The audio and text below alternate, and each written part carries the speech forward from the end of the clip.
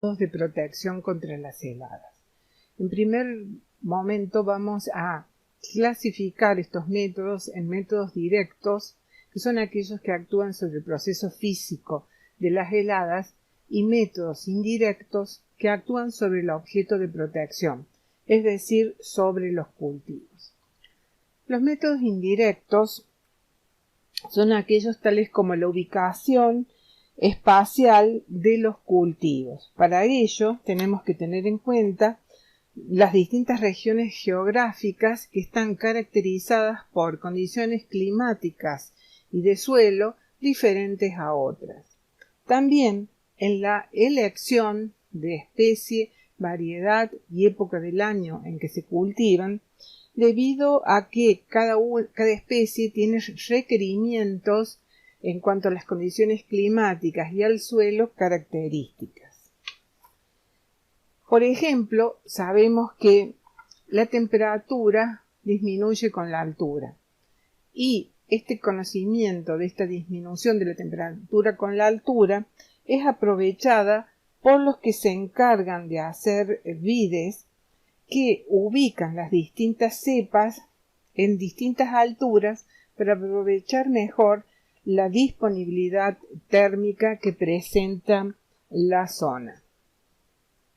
Los métodos de protección directa contra las heladas se pueden clasificar en directos pasivos y directos activos.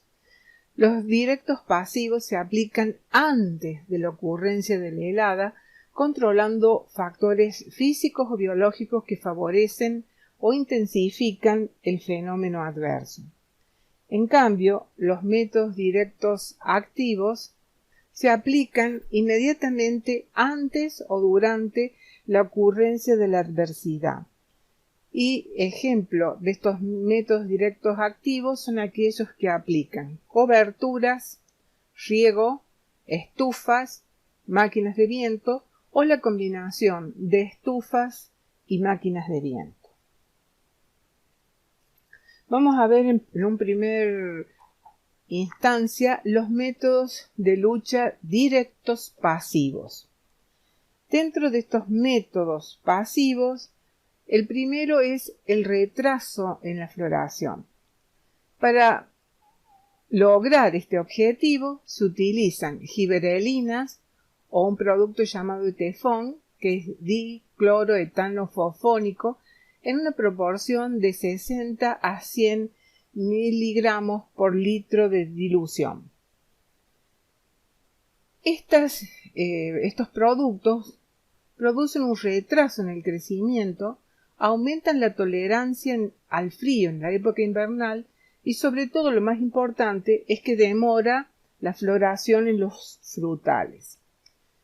También han sido utilizados aceites minerales con resultados irregulares, y en este momento en Chile se está usando alginato de sodio con solución de glucosa, seguida por una aplicación de cloruro de calcio, y de este modo se retrasa en 2 o 3 semanas la brotación y con resultados bastante promisorios. Otro método directo pasivo es el enfriamiento de los frutales. Esto consiste en regar por aspersión el cuerpo de los vegetales del monte frutal, conociendo el proceso físico que la evaporación del agua produce un enfriamiento de las yemas florales y el sistema vegetativo. Por lo tanto, hay un retraso de 1 a 2 semanas en la entrada en la época reproductiva. Otro aspecto también que se tiene en cuenta como método pasivo es el momento de poda de los árboles frutales, y se recomienda podar los mismos de manera tardía, de modo de demorar la entrada de la actividad en estos frutales que pasan por un descanso invernal. También hay otros aspectos a considerar referidos al suelo, como las características del suelo y las prácticas culturales, la influencia de la textura del mismo, la influencia del contenido de agua en el suelo, la influencia del suelo arado y la influencia de las malezas y los abonos verdes. Todos estos aspectos lo hemos venido desarrollando, pero utilizamos este cuadro para resumir algunos aspectos. Si observamos las distintas condiciones de suelo, con distinto tipo de humedad, de cobertura, ante el mismo enfriamiento, en un suelo desnudo, compacto y sin trabajar, se alcanza una temperatura de 0 grados. Mientras si tenemos un suelo con la maleza recién cortada y húmeda, el descenso térmico alcanza los 3 grados bajo cero. Pero si tenemos un suelo con una cobertura vegetal alta, donde no puede circular el aire, es decir, hay restricción en el drenaje, el descenso térmico puede alcanzar de 2,8 a menos 3,8 grados centígrados. Es decir, que desde un suelo desnudo, sin trabajar, va aumentando el descenso térmico y en los suelos con vegetación y drenaje de aire restringido se alcanzan los descensos térmicos más importantes.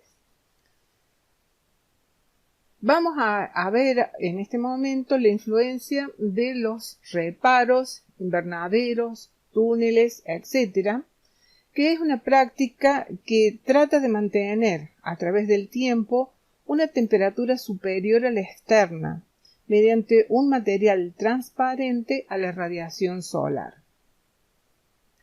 De este modo, en los hogares, las amas de casa cubren las plantas de manera individual para protegerlas del descenso térmico. Pero cuando estamos hablando de un sistema productivo, se utilizan plásticos, telas, mallas, mantas para construir invernaderos y de este modo cubrir los cultivos y evitar las pérdidas de calor por irradiación.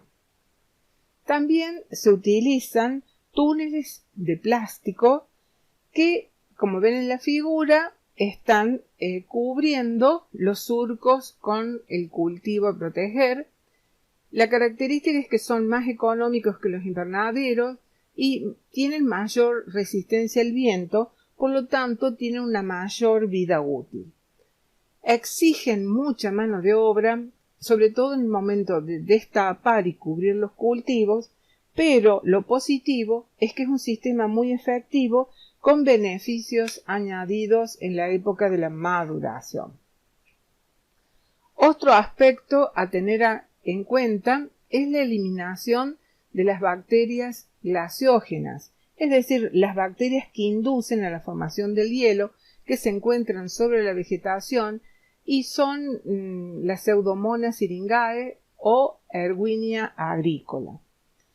Se trata, o se debería, realizar una modificación genética de estas bacterias y sembrarlas posteriormente sobre los vegetales ya modificadas, o como los cultivos de cobertura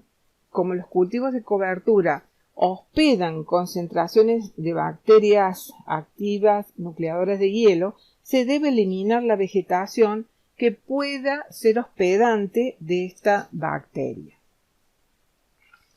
Otras prácticas agrícolas.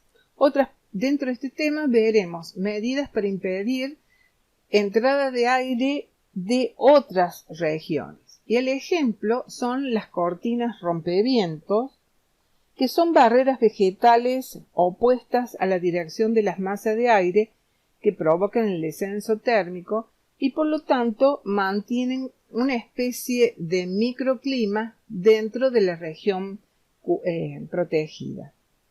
Hay que tener en cuenta algunos aspectos como el distanciamiento entre las barreras, de modo que se pueda realizar con facilidad las tareas agrícolas, la entrada de maquinarias, También la construcción de estas barreras tiene un cierto lapso de tiempo hasta que los vegetales crezcan. Tiene un problema, y es que al disminuir el viento en la zona protegida se favorece la ocurrencia de heladas radiactivas porque no ocurre el mezclado de las capas de aires. También tendríamos que abordar el tema medidas que favorecen el drenaje del aire frío propio, y esto se muestran distintas soluciones para regiones montañosas. Como ya habíamos visto, el aire más frío comienza a bajar por la ladera de la montaña y se acumula en el valle, y donde el aire frío es más denso y queda estacionado. Lo que se sugiere es construir barreras protectoras del cultivo, de modo que queda aislado de ese aire frío, o también buscar alguna manera de que el flujo de aire frío se desvíe, o también hacer un reparo que esté opuesto a esa circulación del aire frío. De todos modos, tendríamos que ocuparnos de eliminar cualquier obstáculo que impida el drenaje de aire frío pendiente abajo, orientar los cultivos a favor de un drenaje natural de aire frío y también eliminar, para evitar el enfriamiento, hierbas y rastrojos de las plantas en las zonas superiores a donde está ubicado el cultivo. Pasaríamos a los métodos de lucha directos activos, como la producción de nubes artificiales, ventilación artificial, calentamiento del aire mediante calefactores y métodos de riego. Antes de empezar a desarrollar el tema, es importante pensar en un sistema de defensa contra las heladas. Eso significa que el productor debe disponer de un pronóstico o alerta para preparar el sistema de defensa. Además, un sistema de alarma que indique el momento de iniciar la defensa, y también realizar un control de temperatura dentro del cultivo para ir evaluando el sistema de defensa. Vamos a empezar con el primer tema, que es la producción de nubes artificiales. El fundamento es que a través del humo producir el efecto de un cielo cubierto, es decir, mediante nieblas o neblinas. Y de esta manera aprovechar la ventaja del cielo cubierto, que aumenta la contrarradiación y por lo tanto disminuye la influencia del enfriamiento. El problema es que es muy difícil que el tamaño y las características de las partículas que forman el humo puedan acercarse a la distribución que tienen en una nube normal.